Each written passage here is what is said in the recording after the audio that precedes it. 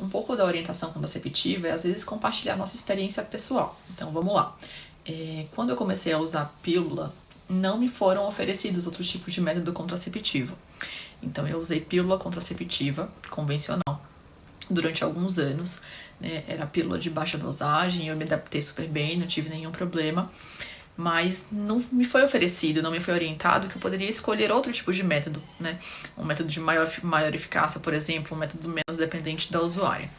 Quando eu entrei na residência de GO, a gente acaba estudando um pouco mais, aprendendo um pouco mais, então eu comecei a testar por conta própria, né?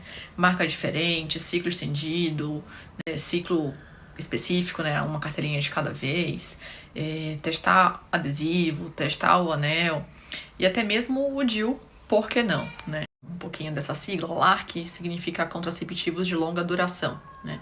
São reversíveis e de alta eficácia, e aí entram os DIUs, né? Cobre, hormonal e o implante contraceptivo. O que eu usei na época foi o Mirena, o DIU de progesterona, era o único que tinha na época. Logo que eu coloquei, mais ou menos um mês e pouquinho depois, eu tive um pouco de cólica, e daí a gente percebeu que o DIU tinha descido, ele tinha se disposicionado e ficou, né, preso no colo do útero, então eu tive que trocar o DIU.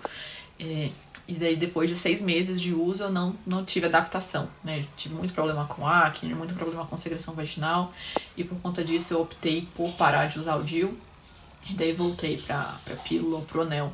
Eu não lembro mais. E ao longo de todo esse período, né, eu era muito noiada, não queria engravidar de jeito nenhum, e tinha muito medo de infecção sexualmente transmissível também, então eu sempre usava a camisinha junto.